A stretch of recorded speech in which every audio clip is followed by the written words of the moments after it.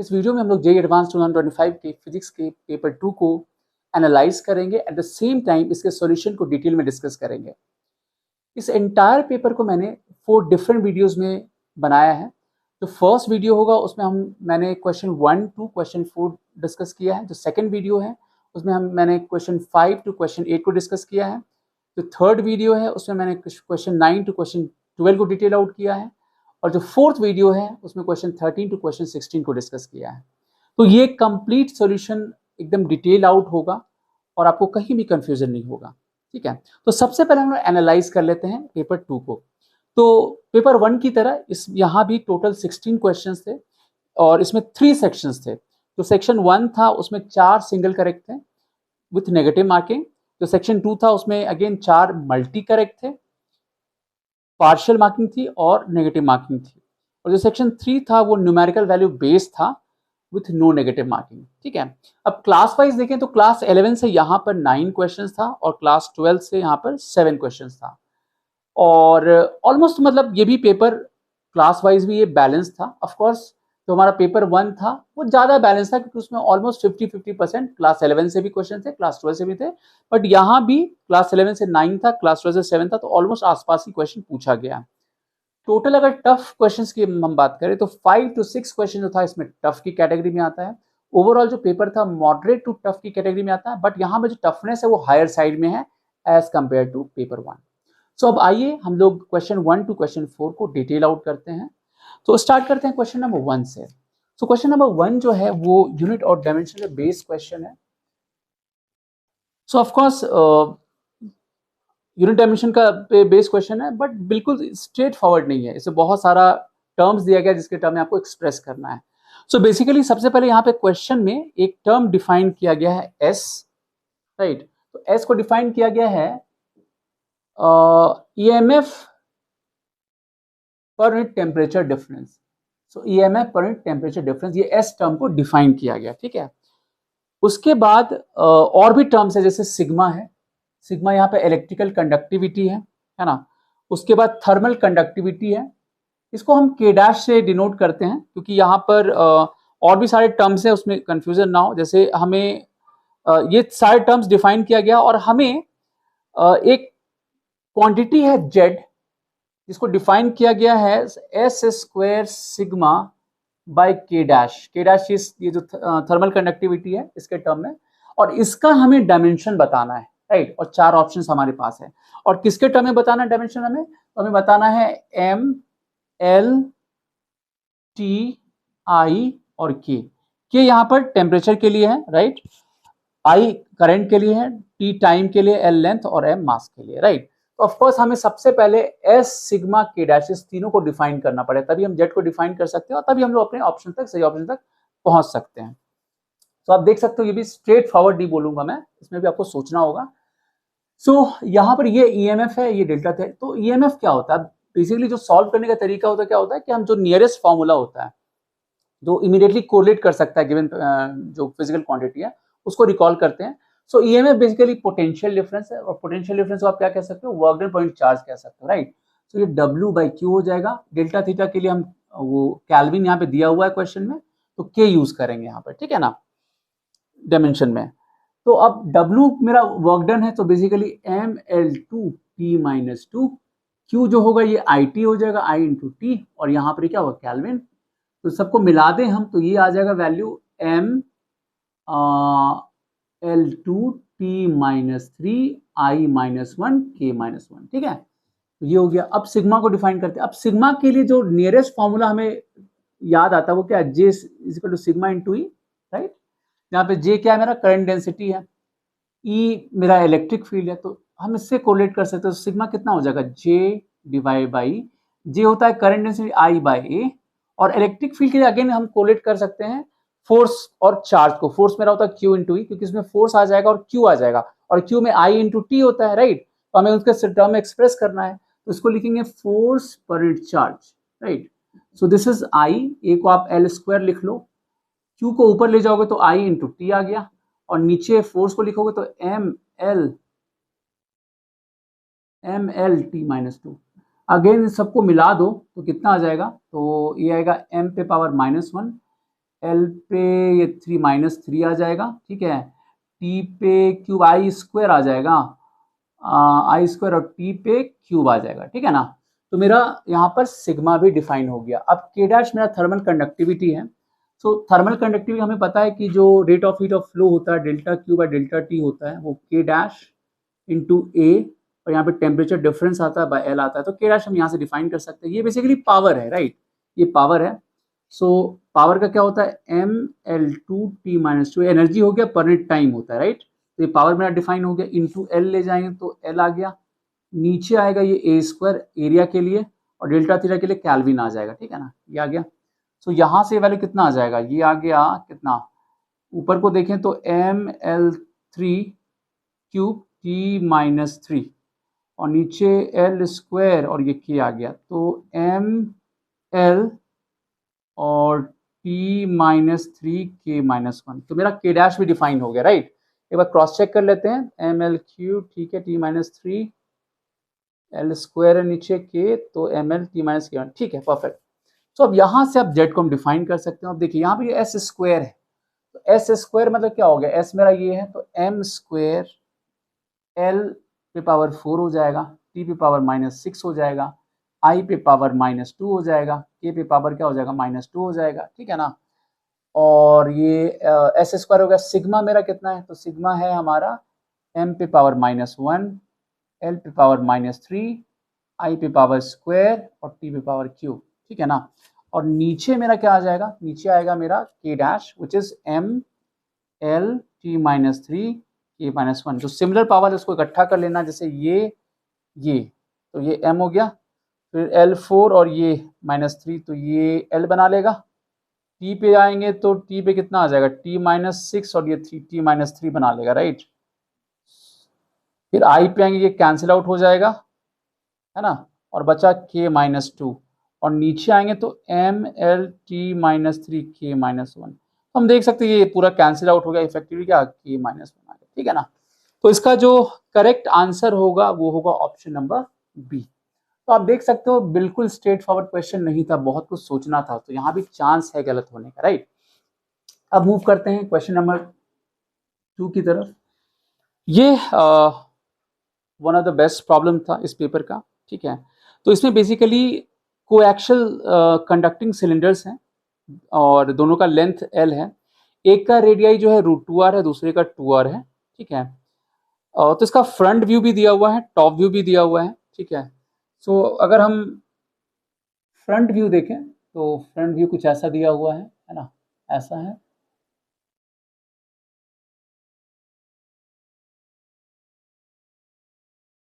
और यहाँ पे एक प्लेन को डिफाइन किया गया, इस प्लेन के थ्रू हमें बेसिकली फ्लक्स बताना है क्या होगा। तो ये फ्रंट व्यू है, ठीक है ना, ये लेंथ L दिया हुआ है यहाँ पर।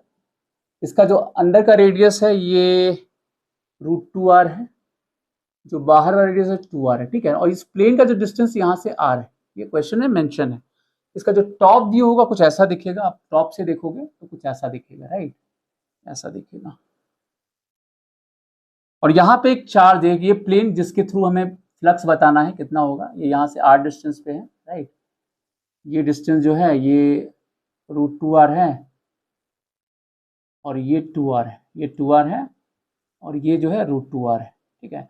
यहाँ पे एक चार्ज दिया गया +q, और बीच में यहाँ पे डाइलेक्ट्रिक है। जो डाइलेक्ट्रिक है इस दोनों के बीच में, मतलब यहाँ पे डाइलेक्ट्रिक है √2r और r2r के बीच में, और उसका डाइलेक्ट्रिक कांस्टेंट k का जो वैल्यू है वो 5 दिया हुआ है, ठीक है, यहाँ पर। तो हमें क्या बताना है इसमें, इसमें बताना है हमें फ्लक्स बताना है थ्रू द प्लेन डिफाइंड। ये जो प्लेन यहाँ से इसके सेंटर से r डिस्टेंस पे है, इसके थ्रू कितना फ्लक्स पास करेगा, राइट। तो इसका ऐसे अलग अलग तरीका हो सकता है, जो बट मैं डिस्कस करूँ जो सबसे फास्ट तरीका है। तो आप देखोगे ठीक से तो ये चार्ज अगर यहाँ पर और बीच में डायलेक्ट्रिक्स है, राइट, तो क्या होगा, डायलेक्ट्रिक वजह से यहाँ पे पोलराइजेशन होगा। अगर मैं इसको अलग डायग्राम में बनाऊं तो कुछ ऐसा होगा सिचुएशन, है ना। तो यहाँ पर जैसे मान लीजिए यहाँ पर +q है, तो डायलेक्ट्रिक वजह से इसके ठीक बगल पूरा डायलेक्ट्रिक पूरा ऑक्यूपाइड है, राइट। तो यहाँ पर कितना आएगा, -q × 1 - 1/k। हमें पता है डायलेक्ट्रिक का जो प्रॉपर्टी होता है। तो यहाँ पर कोई भी गॉसियन, और ऑफ कोर्स यहाँ पे कितना आएगा, यहाँ पे आएगा +q × 1 - 1/k, राइट। और इसके इनर सरफेस पे माइनस क्यू रहेगा, राइट। ये पोलराइजेशन प्रोसेस हमें पता है। तो क्योंकि हमें यहाँ पे बताना है फ्लक्स इस प्लेन के थ्रू, ठीक है। तो सबसे पहले ये देखते हैं कि यहाँ पे जो गॉसियन सरफेस एक ले यहाँ पर, नहीं, एक सिलिंड्रिकल गॉसियन सरफेस है ऑफ कोर्स। तो इस सिलिंड्रिकल गॉसियन सरफेस में के थ्रू फ्लक्स कितना होगा, टोटल फ्लक्स की हम पहले बात करते हैं, राइट। सो जो फाई होगा टोटल कितना हो जाएगा, तो जो चार्ज इनक्लोज होगा इसमें कितना चार्ज होगा, ये होगा Q minus Q into 1 minus 1 by के बाय एप्सिलॉन नॉट। तो ये बेसिकली Q बाय के एप्सिलॉन नॉट आ गया, ठीक है। बट ये जो फ्लक्स आया, क्योंकि यहां से फील्ड लाइन चारों तरफ जा रहा होगा, राइट, चारों तरफ ऐसे है ना, रेडियली आउटवर्ड चारों तरफ जा रहा होगा, लेकिन हमें इसका एक छोटा फ्रैक्शन बताना है। अब जरा सोचिए कि यहां से जो भी, अच्छा यहाँ अंदर में फील्ड कितना होगा, 0 होगा, नहीं। तो अगर हम इसको 4 पार्ट में डिवाइड करें, जैसे ये जो प्लेन जा रहा है, तो यहाँ पर एक इसको 1 बोले, इसको 2 बोले, इस पॉइंट को, राइट, इसको 2 बोले, इसको 3 बोले और इसको 4 बोले, राइट। तो जो फील्ड लाइंस जा रही होंगी, तो जितनी फील्ड लाइंस आप देखोगे ठीक से, आप इस 2 लाइन को ज्वाइन करो, ठीक है, इस दोनों को ज्वाइन करो। अब ये जो फ्लक्स है इंटायर सिलेंडर से पास कर रहा है, लेकिन हमें किससे मतलब, हमें उस फील्ड लाइन से मतलब जो यहां से पास कर रहा होगा। और ये एंगल आप ज्योमेट्री से निकाल सकते, जैसे ये आपका √2r था ये वाला, तो ये 45 डिग्री आ जाएगा, और ये जो है ये 2r है, यहां आप देखोगे तो ये एंगल जो आएगा 60 डिग्री आ जाएगा, राइट, ये आएगा 60 डिग्री, यहाँ वाला टोटल एंगल जो आएगा 60 डिग्री।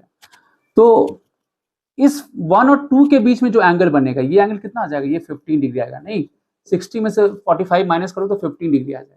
अच्छा, कुछ ऐसा ही केस, अच्छा इस सेक्शन से 2 और 3 के बीच में कोई भी फ्लक्स नहीं, यहाँ पे फील्ड लाइन है ही नहीं, अंदर का कंडक्टर के अंदर का पार्ट, यहाँ फील्ड है ही नहीं हमारे पास। तो जो भी फ्लक्स होगा, अगर हमें फाई बताना है प्लेन सरफेस से, मतलब 1 2 3 4 के थ्रू बताना है, तो फाई एक हो जाएगा 1 2, फाई आप 2 3 लिख सकते हो, और फाई होगा 3 4 के थ्रू, राइट। तो इसमें ये वाला टर्म तो 0 आ गया, और फाई 1 2 और फाई 3 वो सिमेट्री से सेम होगा, राइट। तो ये 2 टाइम्स फाई 1 2 बोलोगे। अब फाई 1 2 आप आराम से बता सकते हो, आप देखो ठीक से। सो ये जो सिलेंडर, एंटायर सिलेंडर, तो 360 डिग्री के कॉरेस्पॉन्डिंग, इसे जो चारों तरफ फील्ड लाइंस आएगा, उसके कॉरेस्पॉन्डिंग जो फ्लक्स है वो इतना है। सो Q बाय के एप्सिलॉन नॉट है इसके कॉरेस्पॉन्डिंग। तो 15 डिग्री के कॉरेस्पॉन्डिंग कितना होगा, तो Q बाय के एप्सिलॉन नॉट, बेसिकली इसका फ्रैक्शन आ जाएगा, तो 15 बाय 360 करोगे आप, सो ये आ जाएगा 24 आ गया, राइट। और K का वैल्यू 5 दिया हुआ है, तो ये कितना आ जाएगा, Q by 120 epsilon nought. But ये क्या है, ये तो 512 जो यहां से पास कर रहा है, तो इसको हमें 2 टाइम्स करना पड़ेगा। So 2 into Q by 120 epsilon nought बताना है, तो ये कितना है, Q by 60 epsilon nought, correct. तो इसका जो करेक्ट आंसर होगा वो होगा ऑप्शन नंबर सी, राइट। तो ये अच्छा प्रॉब्लम था। इसके अलावा एक दूसरा तरीका इंटीग्रेशन का भी होता है, जैसे इसके थ्रू आप फील्ड निकाल लो, एरिया वेक्टर को निकालो, ई डॉट डी ए को आपको निकालना पड़ेगा इस पूरे प्लेन में, यहाँ से यहाँ तक, और फिर यहाँ से इसके यहाँ से यहाँ निकाल लो, फिर वो ट्वाइस कर दो, राइट। तो ई डॉट डी ए करके भी निकाल सकते हो, बट वो थोड़ा लेंथी पड़ेगा, उससे फास्ट ये तरीका है, ठीक है। तो ये हमारा सेकंड क्वेश्चन हो गया। अब हम लोग मूव करते हैं थर्ड क्वेश्चन की तरफ। थर्ड क्वेश्चन एसएचएम पे बेस्ड एक आसान सा प्रॉब्लम है, राइट। इसमें मेरे हिसाब से ये मेजॉरिटी ऑफ स्टूडेंट से बन गया होगा, दिक्कत नहीं हुई होगी, ठीक है। बेसिक सा क्वेश्चन है, टॉर्क के एप्लीकेशन पे है।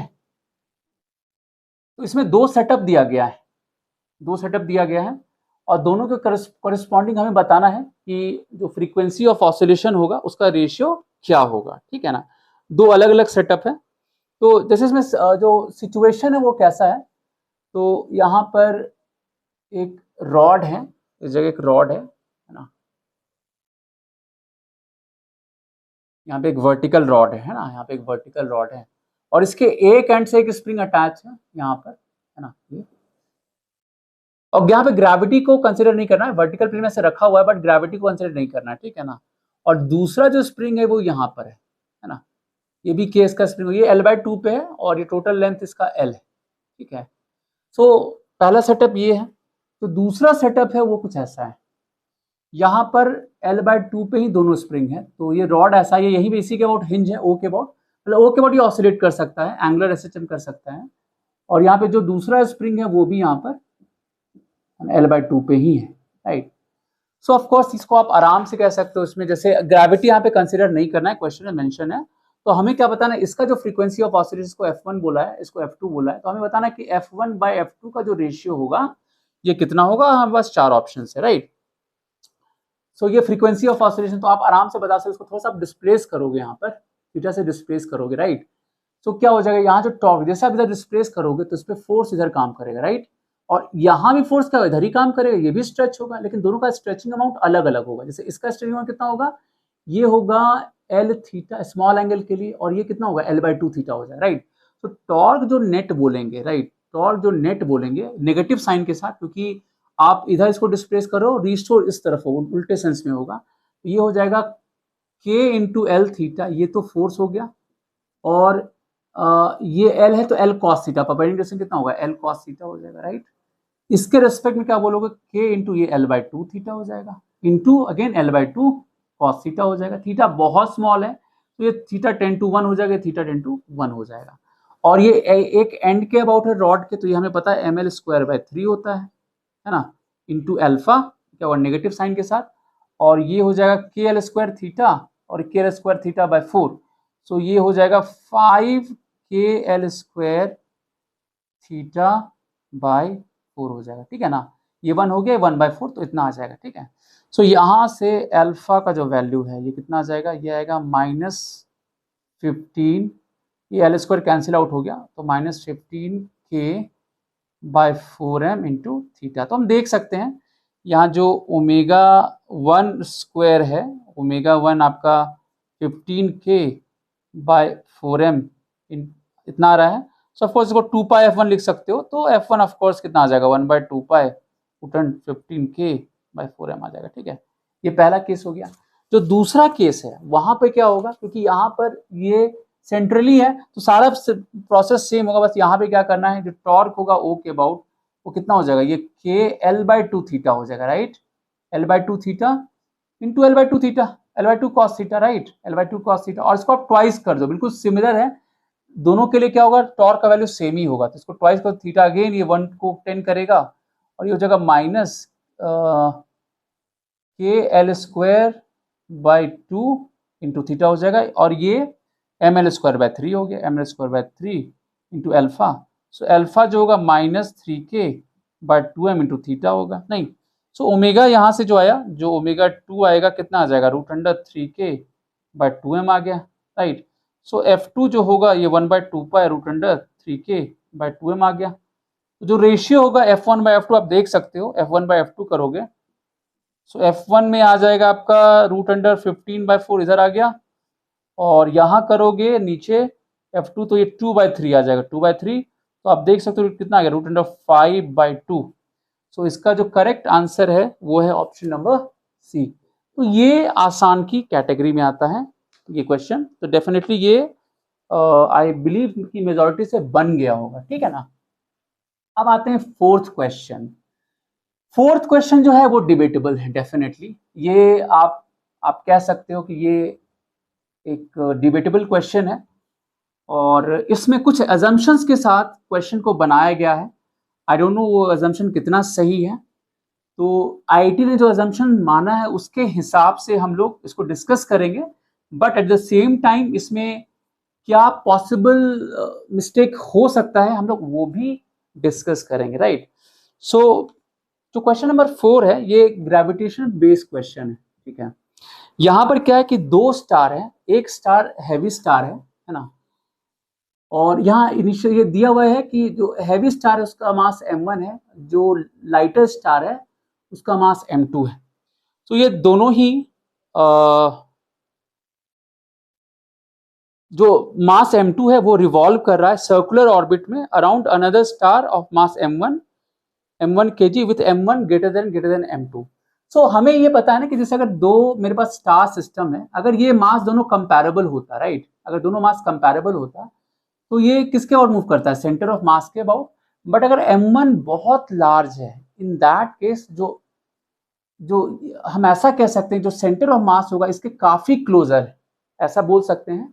तो प्रैक्टिकली हम इसको रेस्ट में ले सकते हैं और ये मान के चल सकते हैं कि ये मूव कर रहा है, तो यहां तक तो कोई दिक्कत ही नहीं, यहां तक तो कोई इश्यू नहीं, यहां तक कोई पंगा नहीं, और दिया हुआ है कि सर्कुलर ऑर्बिट में ये मूव कर रहा है, ठीक है ना, ये क्वेश्चन में मेंशन है।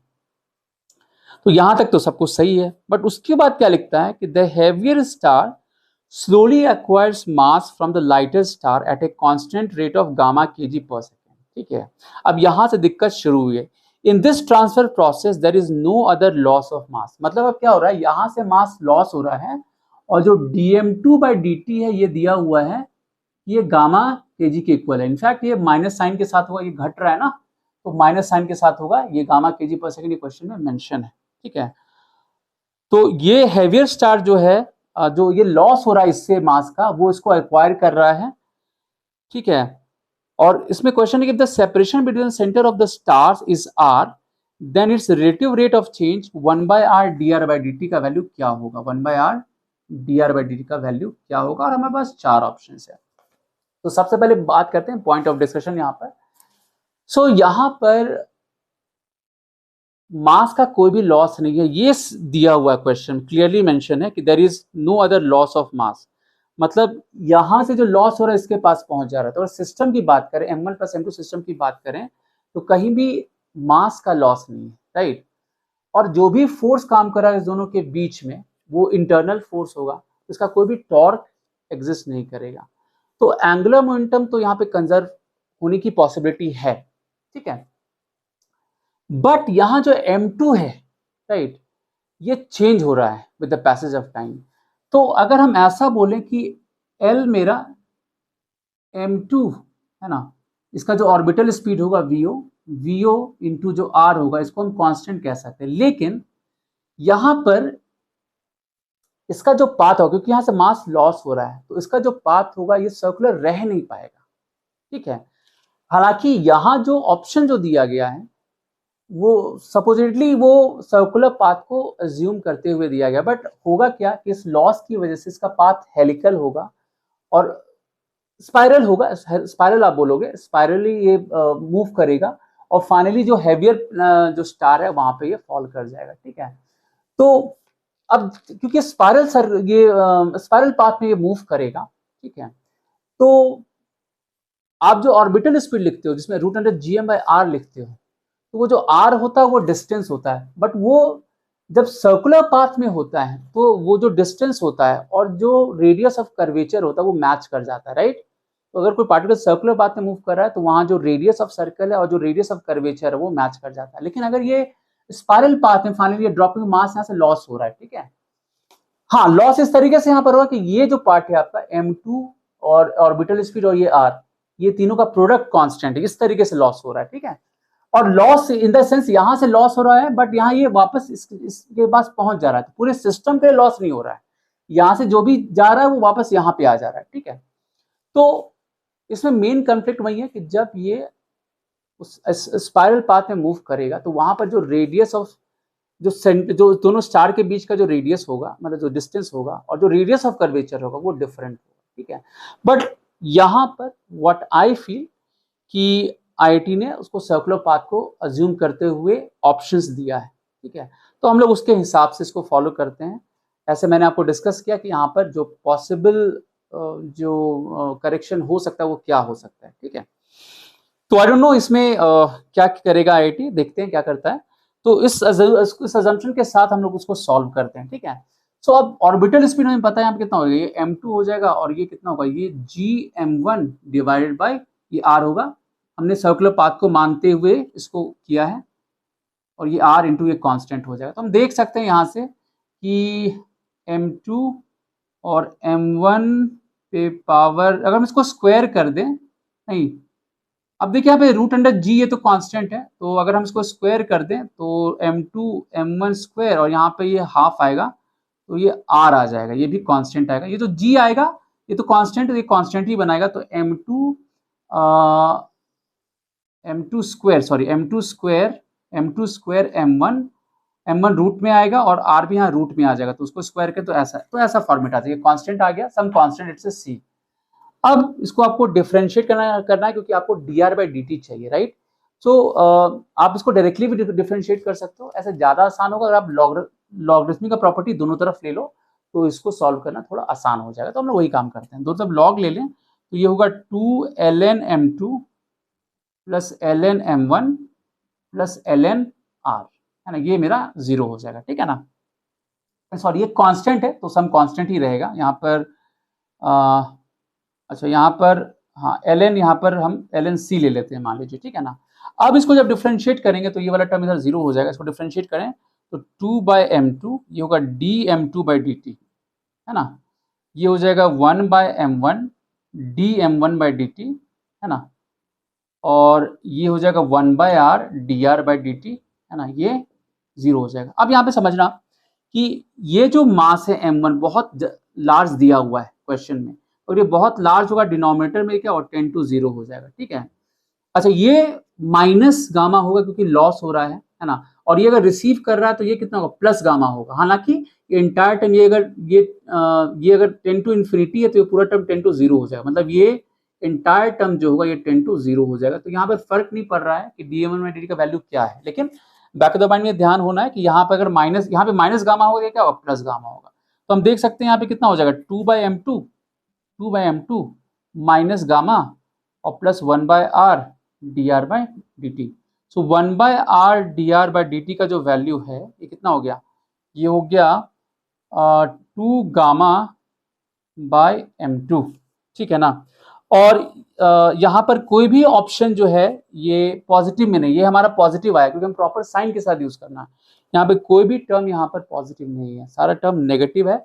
बट अगर जो ऑप्शन बी है वो उसमें -2 गामा बाय m2 है, तो जो क्लोजेस्ट जो ऑप्शन हम बोलेंगे ऑप्शन बी होगा।